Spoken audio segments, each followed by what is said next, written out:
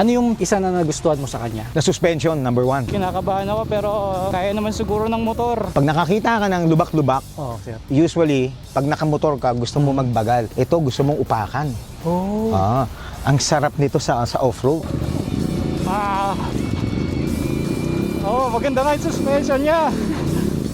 Di ba? Hindi ako tumatalsik. Ang ganda ng absorption. Big bike na may serious off-road capability, retro-inspired style at advanced electronics. Yan ang pick natin sa araw na ito. Design daw ito for challenging terrains, kaya naman i-challenge natin ang limits nito sa iba't ibang trails ng KDR Adventure Camp dito sa Manibela.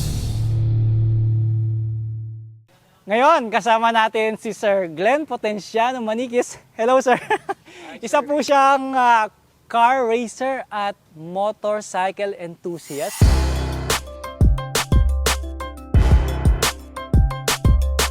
Alright, Sir Glenn. Ito, unang-unang question kasi, ito, interesado talaga ako sa mga guests namin dito sa Manibela is bakit sa dinami-dami ng motor? Sa buong Pilipinas na lang, sir, bakit itong Ducati Desert X ang napili mong bilhin? Actually, first, kasi nakita ko siya online, pinost ni Ducati. Yung kulay puti pa nga na Desert X. Sabi ko, ang ganda naman ito, retro style. And then, one time, nagkaroon ng event, nagkaroon ng ride si Ducati, sumama ako with Boss Lorben, yung multi-strada group na presidente, yung matangkad, yung gwapo na matangkad. Yes, yes. Yes. Tsaka mabait, yan, Yes. number 1 dyan. Feature nila yung Desert X dala na nila white. doon sa Dala nila. ride. Hanggang sa tinitingnan ko lang. Habang nagpapapicture si Boss Lorben. Hanggang sa sabi sa akin ni Boss Lorben, "Bro, test drive mo, sarap." Sabi niya sa akin. Sabi ko, "Wag, baka ma-inlove ako." Sabi ko. Oh, sir, ganun tayo. Baka ma-inlove. Yoko. Sabi ko, yoko. Tinatanggihan ko pa siya. Hanggang sa mamayang konti, umalis na si Boss Lorben. Nilapitan ko, di ako makatiis. Umupo pa lang ako. Pag upo ko, yun na nga. Na-inlove na nga ako. So, And ibig then, sabihin, sir, una nakita mo pa lang siya, pero hindi ka pa talaga interested na bumili. Hindi pa. Hanggang sa naupuan mo siya. Nung naupuan ko, parang love at first sight talaga. Kumbaga, love at first seat pa lang. Hindi, Pagkaupo ko pa lang ibig sa sabihin, saddle. sir, puso ang umiral nung pinili mo to, Yes, hindi yung puso isip. talaga. Puso. But that time, sir, alam mo na yung presyo niya, yung maintenance cost, hindi, di ba? Hindi ko na inisip yun. Hindi ko na naisip yun. Ang naisip ko na lang noon, gusto ko to. Parang mahal ko to. Parang ganon. Sa bagay, yun ang importante mga kamanibela dahil sa araw-araw mo, halimbawa, araw-araw mo siyang ginagamit, dapat masaya ka habang ginagamit mo siya eh. Yung walang pagsisisi. Yung parang Yes. pag may nakita kang ibang klase ng motor, parang yun na lang dapat. Pero hindi, dahil puso ang umiral sa motor na to. Parang kahit ano bang ipakita mo sa akin, dahil dito ako masaya, dito ako komportable, kahit ano ipakita mo sa akin, dito ako masaya pa rin. Ito pa rin ang pipiliin ko. Tama ba, sir? Tama. Alam mo ba ang feeling? Medyo matagal ko na hindi nagamit ito. Siguro may mga 2 months na. Na-busy kasi ako. Kanina, umaga, dahil nga dadaling ko dito, pagsakay ko ngayon, una sabi ko, karga ko sa pickup. Sige, wag na, daling ko na lang. Parang ang sarap. Kasi umi-start eh. Pag start, hindi siya low sabi ko, sir. gusto ko nang daling ko na lang. Sabi ko ganon. Ginawa ko, inupuan ko ngayon. Ginamit ko. Few seconds pa lang, sabi ko talaga, wow! Wow! Ayun, balik ulit yung dati, yung pakiramdam ko na, imagine na samantalang more than a year na inihap sa akin yung Ducati. Speaking of dati, sir, ano naman yung pinaka-memorable na nag-ride ka kasama ito, sir? Marami, basta ako, when I ride kasi, kasama ko usually yung Multistrada Group. Multistrada Group ang kasama sir. ko lagi. Kasama rin ako dun, sir. Yes, so nakasama na rin kita one time. Siyempre, ang number 1 na memorable doon, yung mga kasama natin, yung mga grupo natin eh. Sa bagay, sir, kapag nagra-ride kasi yung Ducati, masaya lagi. Yung restaurant, maganda lagi. Yung venue, meron tayong backup vehicle. Tapos pagdating mo sa mismong events place, may mga banner ng Ducati. Parang nakaka-proud, di ba? Marami akong napuntahan na memorable. Diba? Actually, halos lahat memorable. Pero Siyempre. what's more memorable sa akin is pag umupo ka na dun sa saddle, pag umupo sa kanya, ginamit mo na, para bang wala ka ng problema. Yung puso mo, tumatalo na, nakalimutan mo na lahat. Kahit na halimbawa, mainit ulo mo, sumakay ka lang sa motor. Yes, sir. Pagsakay mo na gano'n, nakangiti ka na. Yun. Yun talagang pakiramdam ko lagi sa kanya. So kaninang pinaandar mo to sir, sabi mo narinig mo yung bububububububub. Baka meron kang minodify dito sir kasi hindi naman ganun yung tunog dito eh. Dito muna tayo sa harapan sir. Ano ba yung mga idinagdag or pinalitan mo na dito sa motor? Number one kasi yung lights, importante yung lights itong natin. headlight We need niya. the lights na visible tayo. Yun. Clear water lights pa yung tatak Clear mo, water, sir. tapos itong cover ng headlight. Ayan, Ito tapos, sir, para saan to? Bakit meron siyang para mesh na protection daw sa headlight natin. ganun? Parang bumagay nga yung Oo. honeycomb niya dito sir eh. No? Yes, yes, oho. Tapos nag-reflash na rin siya. Yung Pina-reflash na parang rin, remap na sa rin, sasakyan. Bakit, sir? remap na rin. For full exhaust, more power, additional power. Nagpalit ka na sir? Pwede ba Yes. nating makita sir? Yes, oho. Ano yan sir? Full system na Full system siya na Terminioni. Ayun yes. o, pang Desert X Terminioni. talaga yung Desert X brand. naman. So ito ay design para sa Desert X talaga. No, sir? Yes, sir, Reed, yes. Kailangan, pag nagpalit ka ng full system, advice ng Ducati sir na magpaparimap talaga. Yeah. Aha. Para Yun nga maganda po. yung ano niya, yung mixture ng Yung mix, air and tsaka fuel. yung takbo, mas okay. Yung air and fuel mixture niya, mas maganda siya tumakbo. Napansin ko dito sir, meron kang crash guard kagad. Ano sir, biniligay na lang o kasama sa package to? Additional. Anong binili mo sir? Ah. Additional na lang siya. Additional na lang. Pero galing din sa Ducati to, Galing sir? din sa Ducati. Okay. Galing. Eto sir. Additional din lang yan. Okay. Nag-add tayo. So meron siyang tatak dito mga kamanibela. Pag meron kayong nakita na Ducati Performance kasi ang ibig sabihin nito, ito ay legit na from Ducati talaga.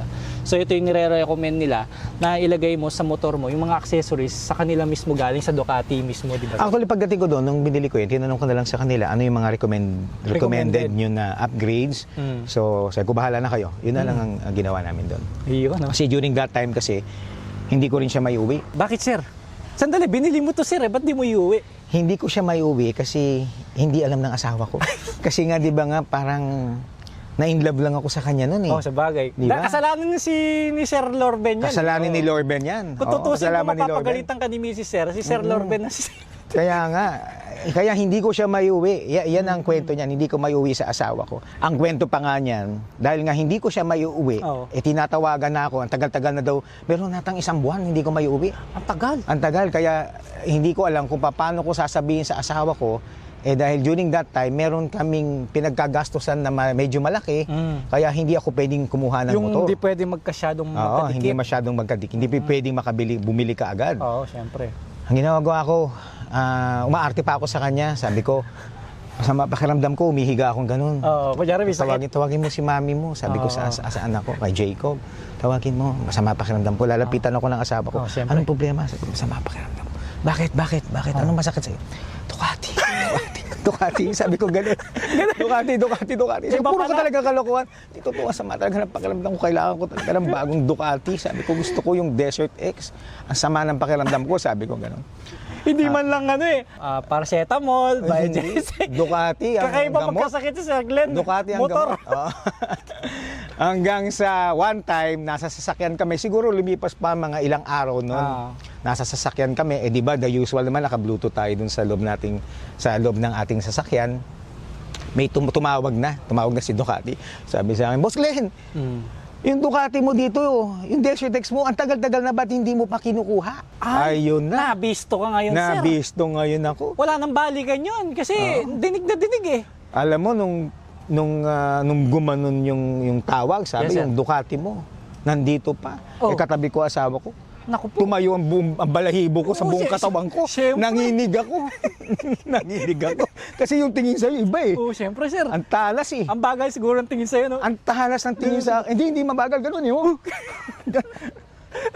Pero grabe, tumayo talaga yung balahibo ko sa buong katawan. Ganun pala pakiramdam, pag takot na takot ka sa asawa. Ewan ko, sir. Ikaw, huwag mo kay daway, sir. Ayun, hanggang sa napagdating ngayon sa office. Mating doon. Galit na galit siya. Punta siya sa table niya. Kinuha yung passbook ko. Oh, Binigay sa akin. yung bank accounts. Bahala ka na dito. Bahala ka, gastusin mo pera mo. Bahala ka kung anong gusto mo gawin. Gastusin mo. Bahala ka. Sabi niya gano'n. Pagbigay sa akin gano'n, tinignan ko ngayon yung passbook ko. Pagtingin ko, pwede pa ako bumili isa pa. Sabi ko gano'n. Pwede pa ako bumili isa pa. Sabi ko gano'n. Pwede pa pala. Tapos feeling ko yaman ko. Oh, Kasi syempre, nga, nasa iyo nahawakan ko eh. First time nahawakan ko ito passbook lang. Ayun, hanggang sa naghahanap ngayon ako ng ng isa pang motor. Seriously. Naghahanap ako ng isa pa. Sabi ko, hanap ko second hand lang kasi magagalit lalo to. Siyempre. Kaya second hand lang, sabi ko. Nagkabati kami. Nung nagkabati na kami, sabi niya sa akin, ikaw, alam mo naman na may gastos tayo, dapat hindi ka bumili. Sabi ko, talagang yung bugso ng damdamin ko eh.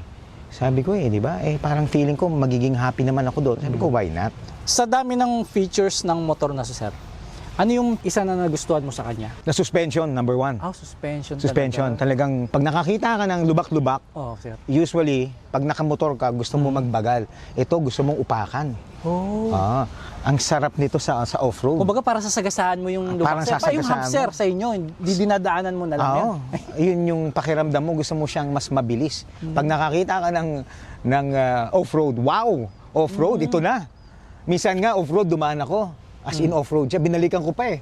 Nabitin ka pa, sir? Binalik-balikan ko pa eh. Ganun ang pakiramdam ko dito. Number 1 para sa akin for this is when it comes to off-road, very, very capable siya, very stable siya. Pag nakakita ka, usually, pag motor, matatakot ka, baka bumaksa ka, mag-slide ka. Ito hindi, kahit naupakan mo, stable siya. Hindi ko alam anong ginawa ni Ducati dito, basta when it comes to off-road, parang ito ang Raptor ng off-road. Ford Raptor ng off-road. Ito ang pakiramdam ko sa kanya. And sigurado ako sa mga nanonood sa ating mga kamanibela, maraming na-inspire dito sa sinabi ni Sir. And ako pa nga, hindi ko pa siya masyado nagagamit na-interested na akong gamitin siya kasi ang daming sinabi ni Sir na yun ang kailangan mo bilang rider, yung suspension, wag yung mapapagalitan ng asawa. So, ano naman yung maipapayo mo, Sir, sa mga nangangarap magkaroon nito, Sir? Unang-una, sabihin nyo sa asawa nyo para walang away. Ayan ang number 1, di ba? And then number 2, pag meron na kayo, number 1 is ride with humility. Huwag tayo pagdating sa kalsada para tayong kamote na upak ng upak. Tulad, hindi ikaw, yung nandun kanina, sir, hindi ikaw yun. sir. Para sa akin, we should always ride with humility. If you want speed, do it on the racetrack. Marami tayong racetrack sa motor sa Pilipinas. Doon natin gawin. Kaya, saan ang pinakamagaling? Dito, sa KDR Adventure Camp. Yeah. Ito ang the best na pwede natin subukan yung ating Desert X. Yeah. O any off-road motorcycle na pwede natin yung puso natin na gusto natin masubukan o matest yung limits natin. Dito sa KDR Adventure Camp. Talaga namang nakaka-inspire yung mga mensahe ni Sir Glenn. Sir Glenn, pwede ko ba siyang masubukan para maranasan ko rin yung bugso ng damdamin? Pero wag naman mapagalitan ni asawa? Dapat muna magpaalam ko muna sa asawa mo. Kasi baka mapabili ka rin. Oo nga pala. Oo, baka mapabili ka rin. Pero, pabor yung asawa ko, pabor din ako. Pero yung bangka ko, hindi pabor eh. Alright, sige, gamitin na natin Try. at para matry natin yung sinasabi ni Sir Glenn kung gaano kaganda yung kanyang motor na Desert X.